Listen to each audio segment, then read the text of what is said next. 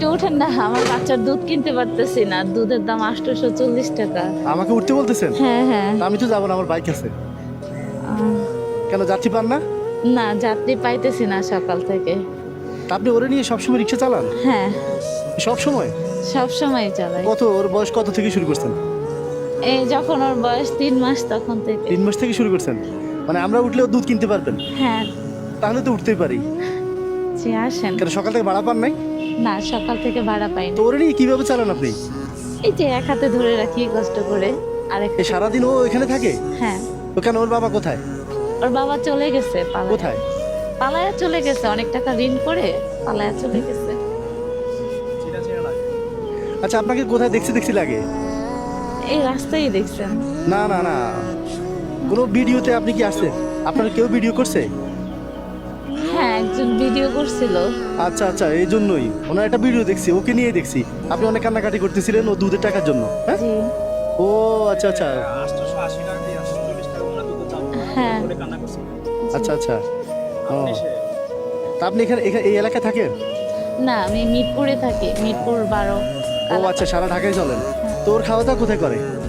ওর খাওয়া দাওয়া এই যে এইভাবে রাস্তা। তো ওর খাওয়ার ব্যবস্থা কি এখানে? হ্যাঁ। দেখি দেখি কি এখানে। এই যে এখন পানি রাখছি।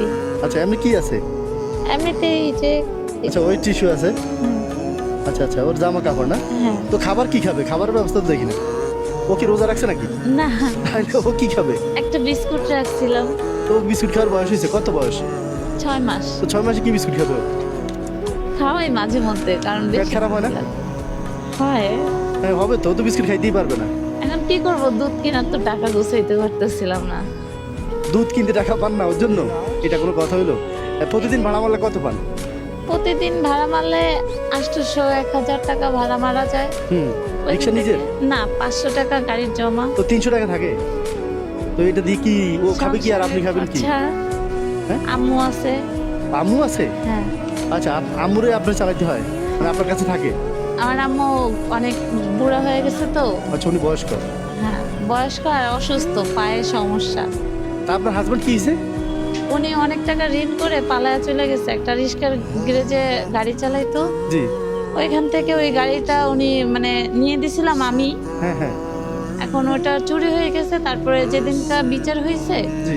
তো ওইখানে ড্রাইভার আমার নিতে হয়েছে। আচ্ছা আচ্ছা। এখন উনি তার 2 দিন পরেই চলে গেছে পালায়া। রিক্সা কি সত্যি হারাইছে না উনি বিক্রি করছে? সেটা আমি জানি না আসলে। এখন তো আমার মনে হয় উনি যেহেতু পালাই গেছে আপনার উপর ড্রাইভার দিয়ে, তার মানে রিক্সা হয়তো উনি বিক্রি করে টাকা নিয়ে গেছে। সেটা তো আমি জানি এখন না। এটা ঋণ আপনি শোধ করেন? এটা ঋণ বলছে 1 মাসের ভিতরে আমাকে শোধ করতে। ওটা ঋণ কত? 70,000 টাকা ওনারা দাবি করছে। 8,000 টাকা ছিল, 8,000 টাকা ক্যাশ দেওয়া হয়েছে, আরো 60,000 টাকা। তো 1 মাস আপনি কিভাবে দিবেন? আপনি তো নিজে বাচ্চার জন্য দুধ কিনতে পারেন না, 60,000 টাকা কিভাবে দিবেন? এটা এখন ওনারা জুলুম করতেছে, কিন্তু তারপরেও একটা জিনিস কি, মানুষের ভিতরে যদি মানবতা থাকে, সে তারা যদি দেখে যে আসলে আমি চলতে পারতেছি না, আমার আবার সিজারেও হয়েছে, সিজারে আবার সমস্যা হইতেছে। ও সিজারে হয়েছে? হ্যাঁ।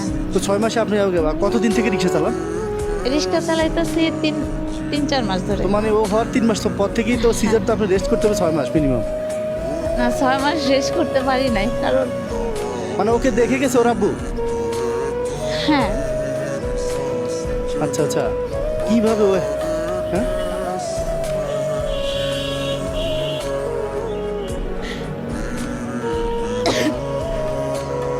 যেদিনকে থুয়ে চলে গেছে সেদিনকেও সারাদিন না খেয়েছিলাম।